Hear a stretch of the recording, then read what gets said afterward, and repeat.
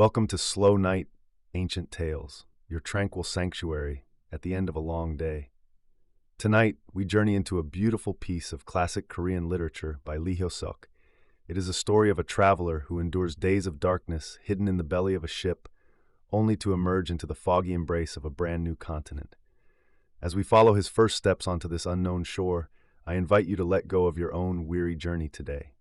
Close your eyes, take a deep breath, and let the soothing rhythm of the story carry you away.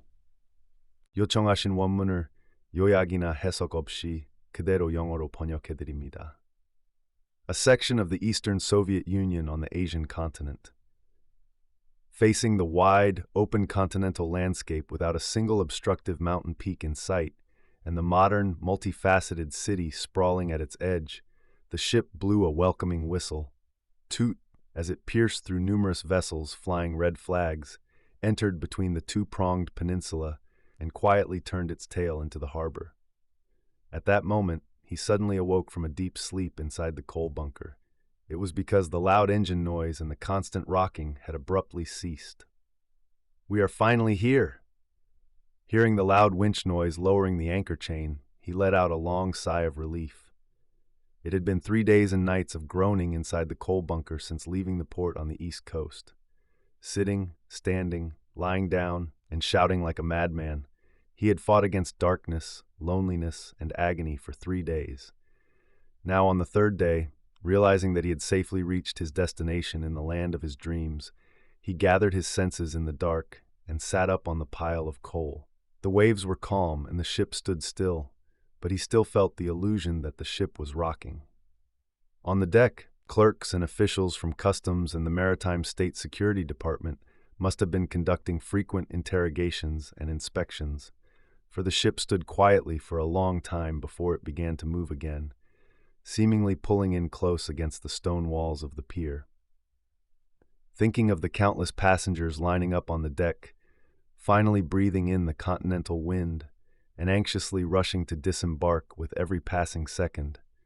His heart too pounded with the urgency of the moment, the land he had yearned for since long ago, the landscape he had pictured in his mind. He wanted to quickly immerse himself in the forest of stout mozas, wearing leather clothes and enamel belts. The blue sky, the blue harbor, the numerous steamships, cargo ships, junks, the countless fluttering red flags, the sturdily built stone piers, coolies, laborers, cranes, warehouses, factories, white smokestacks, the calmly colored streets, stone houses, assembly halls, the confident strides of pioneers and komsomolkas marching and training in every street, the resilient spirit of the newly emerging class. In the dark coal bunker, as he made various visions of this untrodden land bloom in his mind, his heart fluttered violently with emotion and impatience. However, since he hadn't traveled in a cabin after properly buying a ticket, he was in no position to disembark proudly like the others. Left with no choice, he had to wait longer, fretting impatiently in the coal bunker until night fell and darkness enveloped the harbor. It was only when night finally came that Kim, a salon boy who had disembarked a step ahead, came hurriedly to the coal bunker to find him. His formerly white boy's uniform had already changed into a black rubashka. "Here, change into these," he said, handing him a set of clothes, also a black rubashka and trousers. "So you mean we've really made it to our destination?" He asked this anew, for his heart was overwhelmingly delighted. "Park is also waiting at the pier, so hurry up and change, and let's go."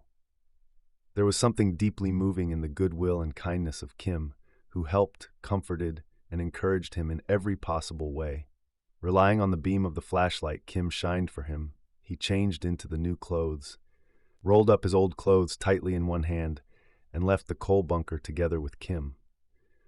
The tedious coal bunker, it had been a prison and a dark hell for 3 days.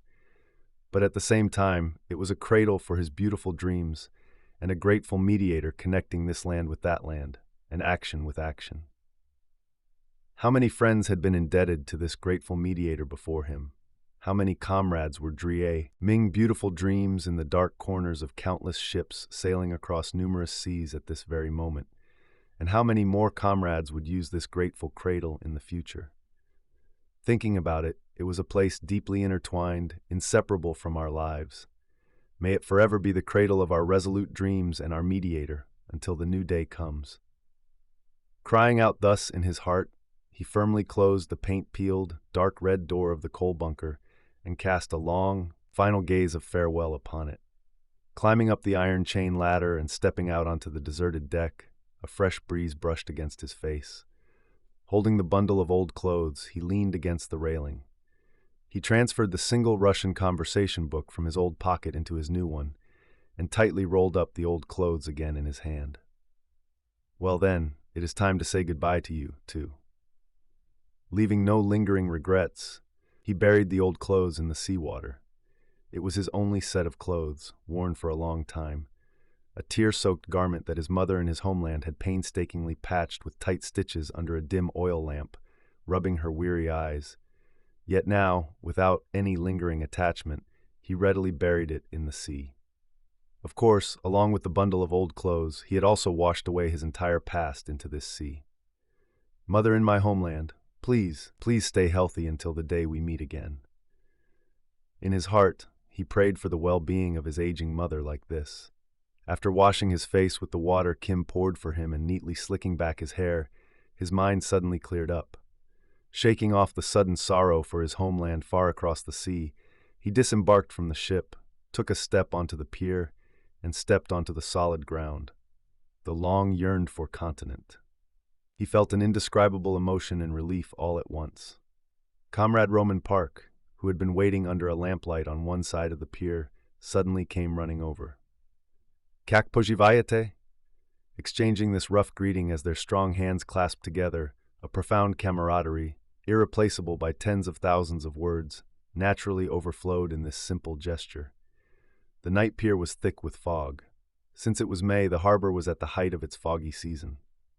The ice that had been frozen solid in the harbor for 3 months only melted in April, and from around the end of the month, the foggy season began, becoming truly dense by the time May arrived. The thick hulls of steamships, high masts, massive cranes, rows of warehouses, tangled railways, leaving behind the pier area where all these were grandly blurred in the fog like a scene on film. The three of them walked up toward the slightly inclined High Street, toward the bright city streets, as they caught up on old times. And so he set foot on this land for the first time and stepped onto the first stair of his new life.